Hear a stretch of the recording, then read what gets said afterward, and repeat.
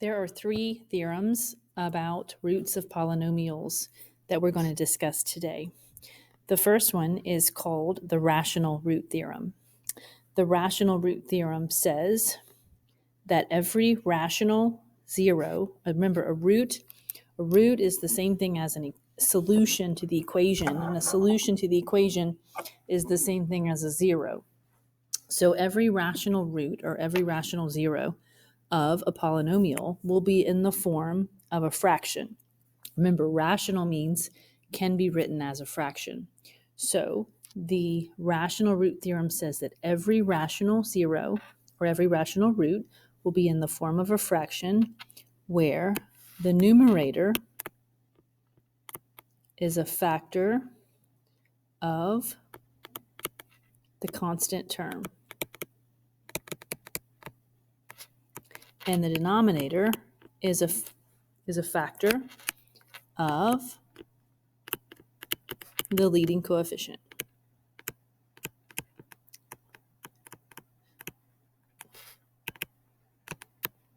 Okay, so let's look at the example. It says list the possible rational roots. So we use the rational root theorem to list possible rational roots of a polynomial equation, where we remember the rational root theorem says that every rational root will be in the form of a fraction. So I'm going to make a fraction where the numerator is a factor of the constant term. So the constant term is 5. So the factors of 5 are 1 and 5. But I'm going to put plus or minus 1 and plus or minus 5 because the factors of 5 could be like negative 1 times negative 5, and that would give you 5. So we're going to make sure we include the positive and the negative. And the denominator will be a factor of the leading coefficient. The leading coefficient in this case is 2. So the factors of 2 are 1 and 2. So I'm going to put plus or minus 1 and plus or minus 2. And after I do that, I'm going to list all the different combinations of what I have here. So I have 1 over 1 plus or minus 5 over 1. I also have plus or minus 1/2 plus or minus 5/2. So these are the possible rational roots. So every rational root of this polynomial equation will come from that list. Then we can actually find the rational roots of this polynomial by using synthetic division, because we know that the remainder theorem tells me that when I divide, the remainder I get is, remember, f of whatever I divide by. So like if I divide by x minus a, the remainder I get is f of a. So if f of a is equal to 0, then I know it's a root. I know it's a solution. So I can start with 1 and negative 1. Let's try 1. Is 1 a 0 or root of this equation? Remember, 1 is a 0 or 1 is a root if x minus 1 is a factor. So we're going to divide by x minus 1, and it's going to tell me if it's a factor or not, if x minus 1 is a factor. And if x minus 1 is a factor, then we know that 1 is a root or a 0. So let's see what happens here. Let's see. I get a remainder. So I get a remainder. So therefore, x minus 1 is not a factor, so 1 is not a 0. So now I'm going to try negative 1. So I'm just going through the list. So let's try negative 1. So we're going to bring down our 2, multiply, and then add down, multiply, add down, multiply, and then add down. Excuse me. So we don't get a remainder this time. So that tells me that x equals negative 1 is a 0 of this function, is a root of this function. And this is a cubic function, so I know that there are 2 more. So I know I have x plus 1 times 2x squared minus 3x plus 5. So this is what I have, so I can try and factor again. And I think I can. Nope, I can't. I don't think I can factor. I don't think there's a factors of positive 5 that add up to negative 3. Let's see if I do negative 5 and negative 1. No, that's not going to work. If I do negative 1, negative 5, that's not going to work either. So I'd have to use the quadratic formula to get the other zeros. So that means that the only rational root we have here is -1. So once you find one root, you can use synthetic division to factor the polynomial, and that's what we try to do. We can continue finding roots and dividing until you have a second-degree polynomial. If that second-degree polynomial does not factor, then that means that we're going to need the quadratic formula to find the other roots. Remember, a root is the same thing as a solution.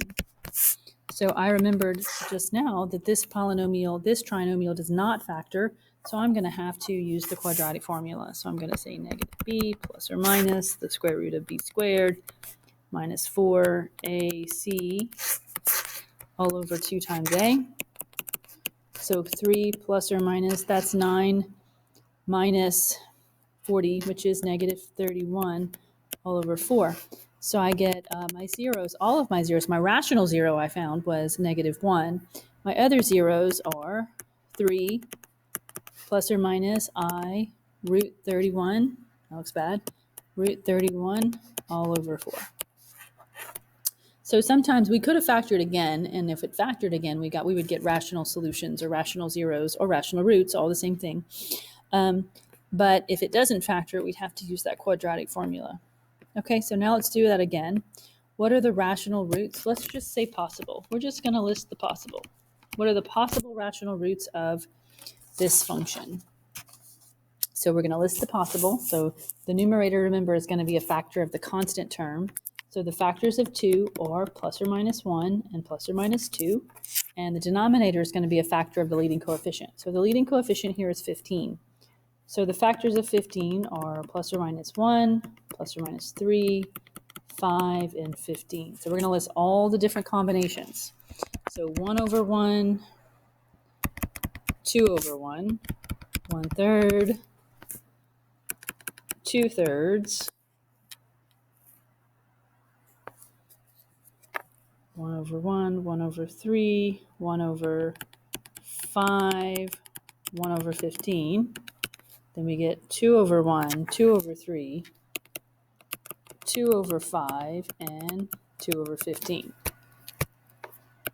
So these are all the possible rational roots. Now, if we want to actually find the rational roots, what we're going to do is we're going to use our calculator. But for now, we're going to skip that step. We're just going to list the possible. But later on in the next lesson, we'll get into what actually are the rational roots and what are all the roots. And so we're going to have to go to our calculator to get the rational roots. But for now, we just want to use the rational root theorem to list the possible ones. Okay, now we can recall that a plus bi and a minus bi are conjugates. Remember that word? Similarly, the irrational numbers a plus the square root of b and a minus the square root of b are also conjugates. So if a complex number or an irrational number is a root of a polynomial equation, then so is its conjugate. So let's underline, let's highlight that because that's a very important statement. If a complex number or an irrational number is a root of a polynomial equation, so is its conjugate. So that brings us to the conjugate root theorem, which is basically what I just told you. If a plus the square root of b is a irrational root, then a minus the square root of b will also be an irrational root. And if a plus bi is a complex root, excuse me, then a minus bi will also be a root. What is a third-degree polynomial function? P of x with rational coefficients so that p of x is equal to 0 and has roots of -4 and 2i. Okay, so one of my roots is -4, so I'm going to write p of x equals x plus 4, because I remember if a -4 is a root, then the factor is x plus 4. And if 2i is a root, then x minus 2i is also a root. But I also have to remember about the conjugate root theorem that tells me if 2i is a root, then -2i, the conjugate, is also a root. So I'm going to write x plus 2i as a factor, and then I'm going to multiply. I'm going to put it in standard form because I don't want to leave my answer in factored form with imaginary numbers. So I'm going to multiply. So I'm going to do FOIL first. The outer and the inner are going to cancel out because we have conjugates, so that always happens. The outer and the inner are going to cancel out, and then we get minus 4i squared, which remember I squared is -1. Therefore, that's going to become x squared plus 4. So then we're going to have to do FOIL one more time. X cubed plus 4x squared plus 4x plus 16. There we go. Okay, so we can set up the next one too and talk about how we would multiply. 2 minus I is a 0. 8 and 2 are both zeros. So I'm going to write P of x equals x minus 8 times x minus 2. X, I need some brackets here because I've got two terms here. X minus 2 minus 3i.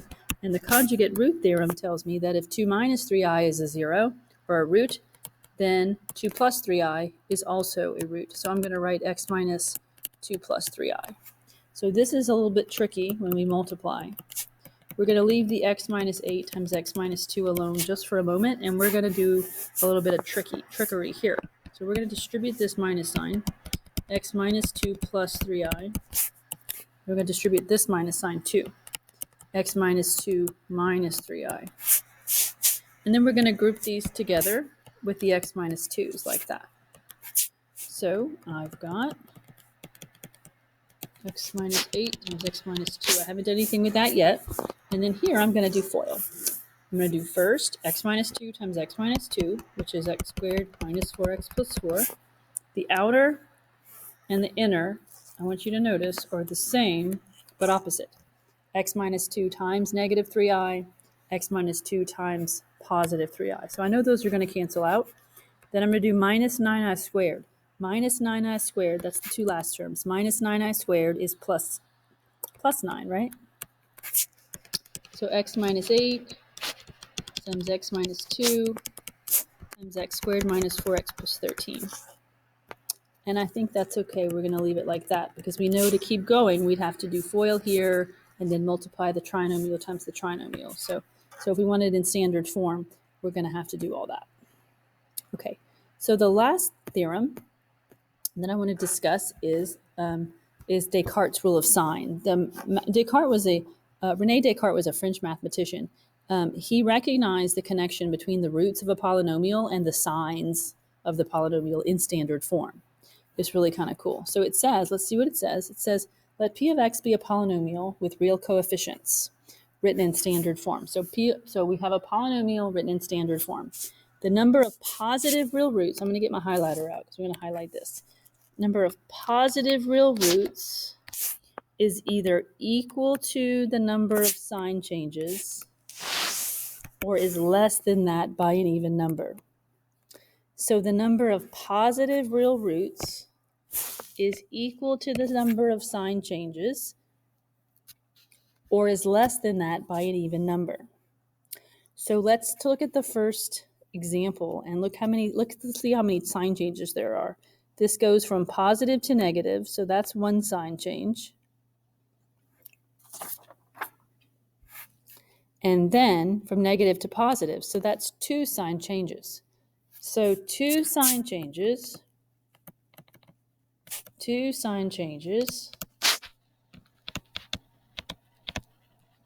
means either two real roots or less than that by an even number.